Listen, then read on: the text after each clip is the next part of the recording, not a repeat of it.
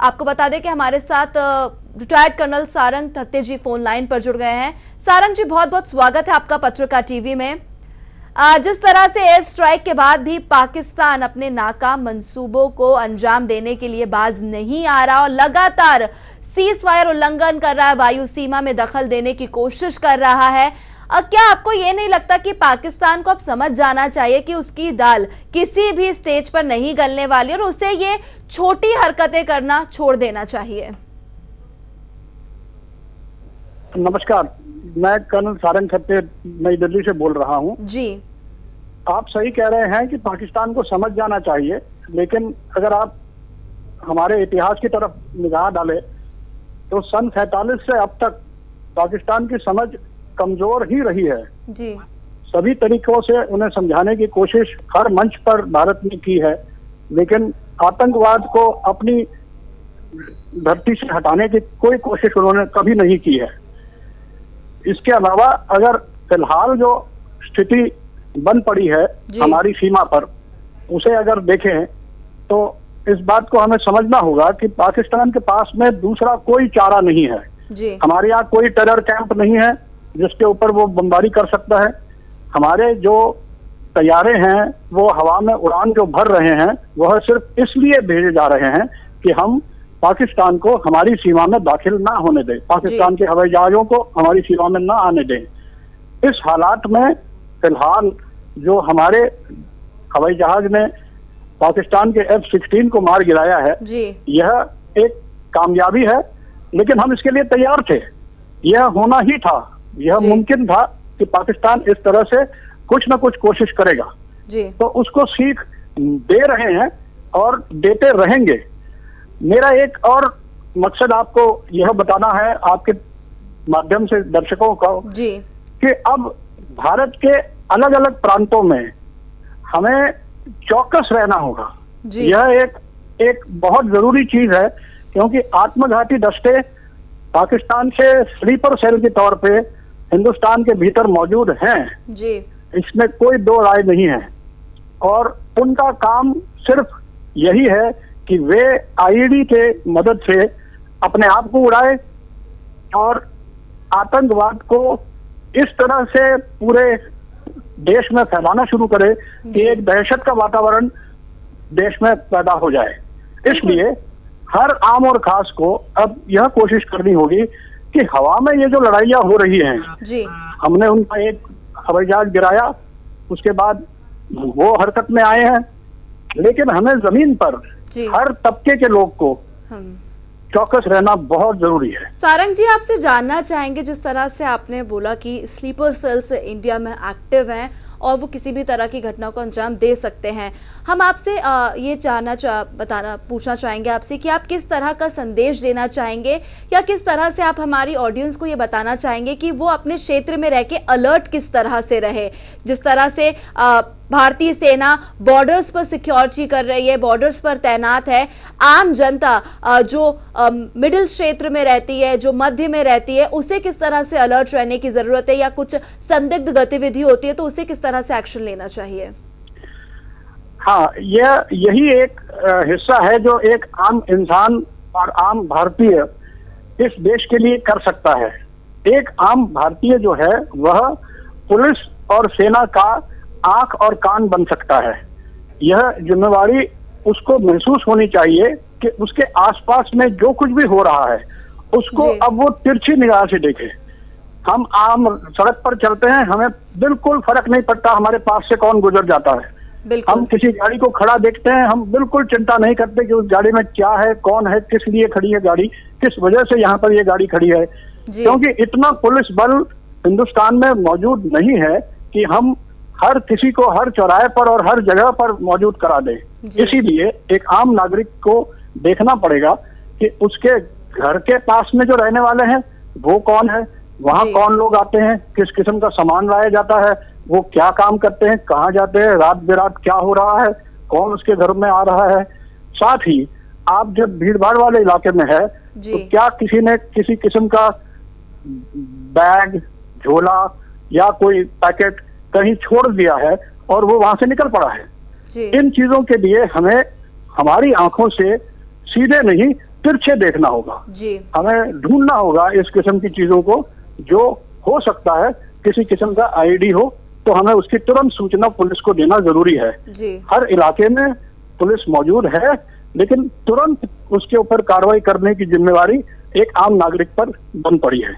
जी जी सारंग जी, जैसा कि आपने बताया कि आम जनता को किस तरह से अलर्ट रहना चाहिए और सभी चीजों को तिरछी निगाहों से देखना चाहिए कि क्या आसपास संदिग्ध गतिविधियां चल रही हैं और कैसे उनसे बचना चाहिए और कैसे पुलिस को उस बारे में इंफॉर्मेशन देनी चाहिए। बहुत शुक्रिया सारंग जी बताने के लिए, लेकिन हम आपसे और भी बहुत सारी बातें जानना चाहेंगे। जिस तरह से अभी हमने वायुसेना का दमखम देखा, कल जिस तरह से एयर स्ट्राइक हुई और जैसे कि आज पाकिस्तानी वायुसेना भारतीय वायु सीमा में घुसने की कोशिश कर रही थी और उसके विमान F-16 को गिरा दिया, उसको ध्वस्त कर दिया। भारतीय वायुसेना का दमखम हमने देख लिया, लेकिन अगर पाकिस्तानी आर्मी थल के जरिए आने की कोशिश करती है तो इंडियन आर्मी किस तरह से तैनात है उन्हें रोकने के लिए? अब हम ये थोड़ी सी जो जानकारी है इसको हम ये कहेंगे कि ये कुछ गोपनीय जानकारियां होती हैं कि हिंदुस्तान की सेना किस तरह से बढ़ते हुए दुश्मन को रोकेगी, किस इलाके में रोकेगी, किस तरह से हम अपनी तरफ से आक्रमण उन पर करेंगे या दबाव डालेंगे जी। ये चीजें गोपनीय जरूर हैं, लेकिन मुख्य मुद्दा यह है कि हम जमीन पर और आकाश में दोनों ही इलाकों में हम सक्षम हैं, इसमें कोई शक नहीं है। हम चौकस हैं, इसमें कोई शक नहीं है।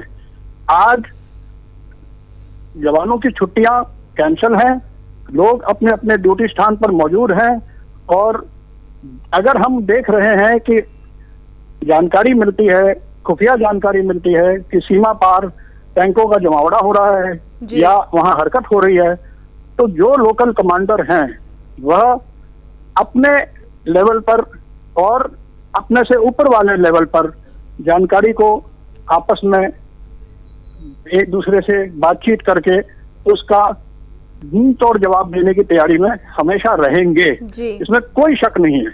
यह आम सिखलाई में है और अब जब हालात इस तरह से गंभीर और गंभीर हो रहे हैं तो एक तरह से आप कह सकते हैं कि यह उम्मीद थी और यह उम्मीद एक मिनी वॉर, मैं इसे मिनी वॉर कहूंगा, के तर्ज पर हम हमारे पश्चिमी क्षेत्र में देखने को मिलेगी।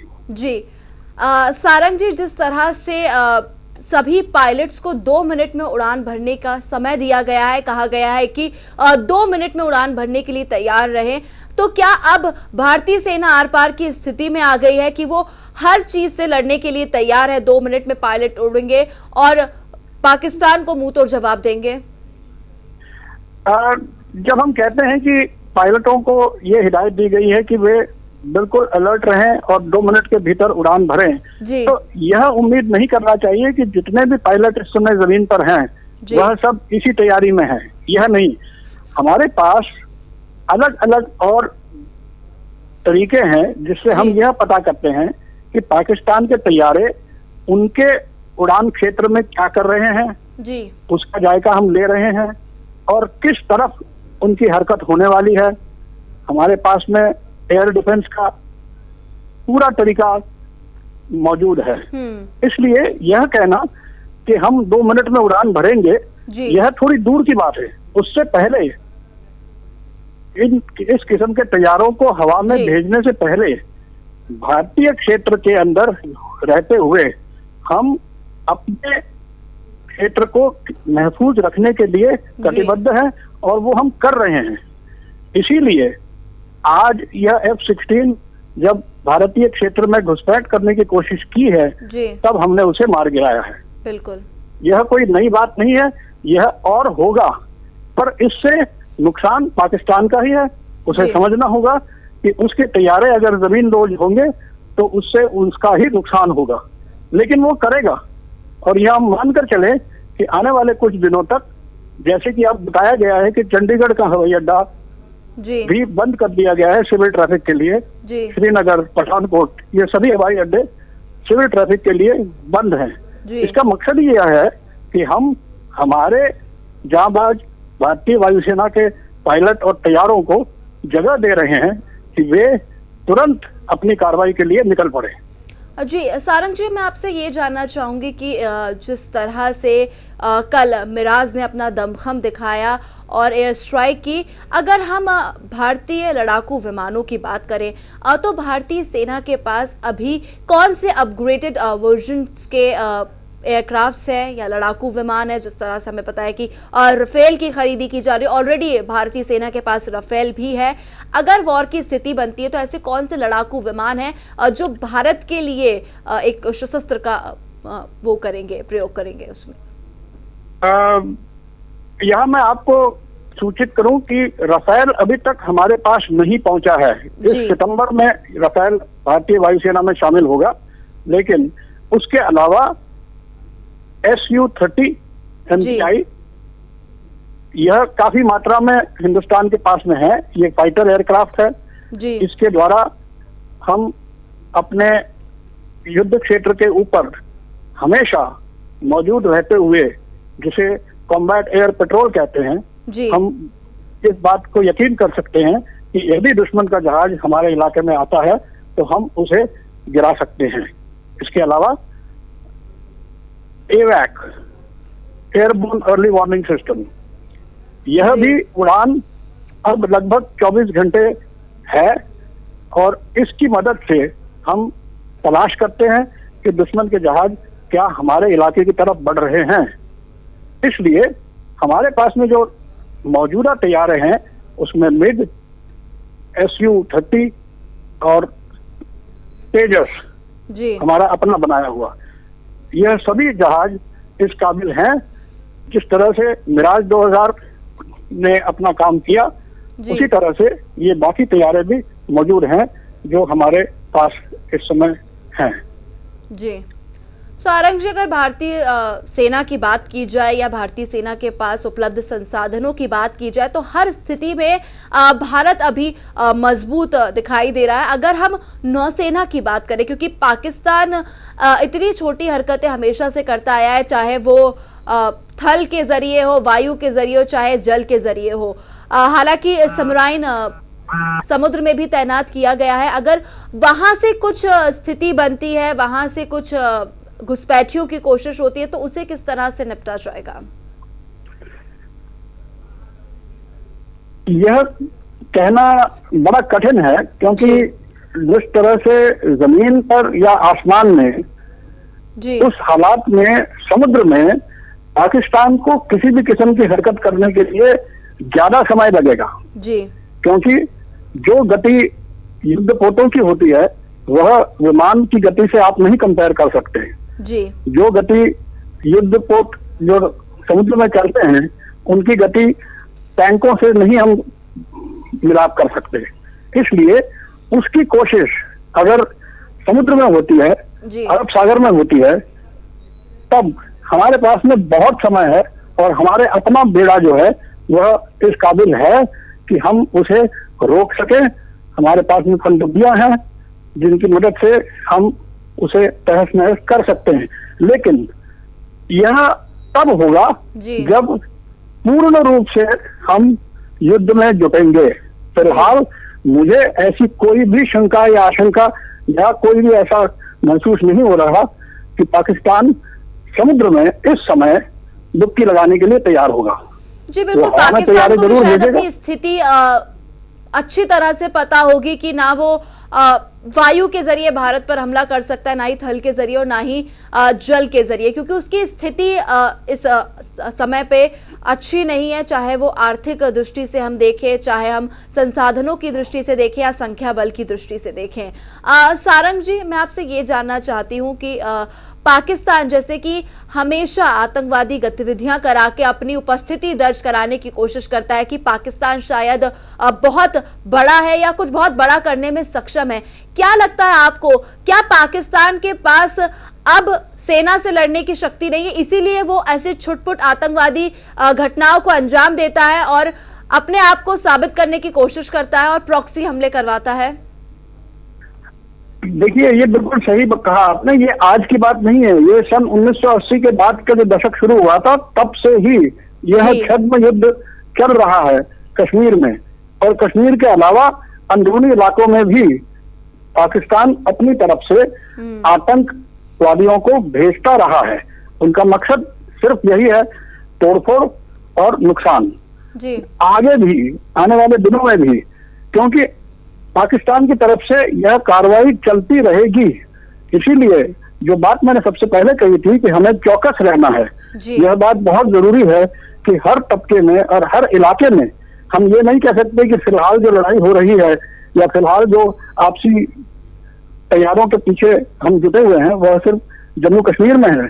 हम पूरे भारत के अंदर जिस किस्म से हमें अपनी तैयारी रखनी पड़ेगी कि यह किसी भी मौके पर हम उसके साथ में जूझ सके। बिल्कुल, इसमें कोई दो राह नहीं है कि भारतीय सेना पाकिस्तान को हर जगह पछाड़ने के लिए तैयार है। सारंग जी, मैं आपसे ये जानना चाहूंगी कि जिस तरह से आज पाकिस्तानी प्रवक्ताओं द्वारा ये कहा जा रहा है कि बड़गाम में जो मिग विमान क्रैश हुआ उसे भी पाकिस्तान की वायुसेना ने मार गिराया, इस पर आप क्या कहेंगे? देखिए, अभी जो तैयारा नीचे गिरा है जी, कुछ चैनलों में उसे पहले MI-17 हेलीकॉप्टर बताया, कहीं पर उसे मिग बताया गया है। यह जब तक आधिकारिक सूचना इसके बारे में नहीं आती, हम अगर इस संदर्भ में ना कहें कुछ तो ज्यादा बेहतर होगा, क्योंकि इसके साथ में काफी कुछ चीजें और भी जुड़ी हुई हैं और पाकिस्तान क्या कह रहा है उस पर भरोसा करना गलत होगा। तो हम उम्मीद करें कि हमारी आधिकारिक तौर पर भारतीय वायुसेना या सरकार की तरफ से कोई सूचना मिले, उस पर हम भरोसा करना ज्यादा बेहतर होगा। और यहीं पर जो बात दूसरी कहना चाहूंगा वो यह है कि अफवाहों से सावधान रहना बहुत जरूरी है। बिल्कुल, अफवाह फैलाना तो पाकिस्तान की हमेशा से ही नियत रही है। हाँ जी, और लोग उल्टा भी कर रहे हैं जी। जो तस्वीरें पाकिस्तान हमको दिखा रहा है जी, वही तस्वीरें हम वापस पाकिस्तान को भेज रहे हैं, या वही तस्वीरें हम हमारे सोशल नेटवर्क के ऊपर दुनिया भर में भेज रहे हैं जी। उससे भी गलत संदेश लोगों के बीच में पहुंचता है। और जो दहशत के वातावरण की हमने बात कही वह इसी तरह से होता है। तो हमें कोशिश करनी होगी कि हम सोशल नेटवर्क के ऊपर कम से कम सेना की मूवमेंट, सेना की हरकत, सेना के तैयारे, वायुसेना की हरकत, इनके बारे में कम से कम जानकारी आपस में शेयर करें जी। उम्मीद करें कि जब तक आधिकारिक रूप से कोई बात नहीं बताई जाती तब तक उस पर अपनी बयानबाजी करने से गलत संदेश लोगों तक पहुंचेगा। जी।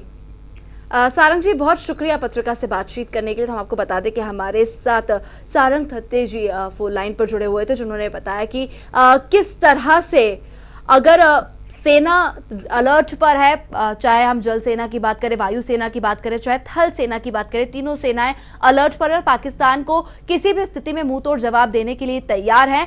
लेकिन मध्य क्षेत्र में जो आम जनता है उन्हें भी अलर्ट रहने की जरूरत है। आसपास जिस भी तरह की कोई संदिग्ध गतिविधि देखे तो उस पर पैनी नजर रखे और पुलिस को जल्द से जल्द इसकी सूचना दी जाए, क्योंकि कई सारे स्लीपर सेल्स हैं जो देश में एक्टिव हैं और वो किसी तरह की कोई घटना को अंजाम नहीं दे। इसके लिए आम जनता को भी सतर्क रहना बहुत जरूरी है। आपको बता दें कि जिस तरह से एयर स्ट्राइक करके भारतीय सेना ने अपना दमखम दिखाया और पाकिस्तान को मुंह तोड़ जवाब दिया, उसके बाद से पाकिस्तान अपनी ओछी हरकतों से बाज नहीं आ रहा और चुटपुट हरकतें करके वो अपनी उपस्थिति दर्ज कराने की कोशिश कर रहा है कि पाकिस्तान सेना किसी से कम नहीं है। लेकिन जिस तरह से पाकिस्तान के F-16 विमान को भारतीय सेना ने ध्वस्त कर दिया, उसे पाकिस्तान को अब समझ जाना चाहिए कि अब वो अपने किसी भी मंसूबे में कामयाब नहीं हो पाएगा, क्योंकि भारतीय सेना अलर्ट पर है।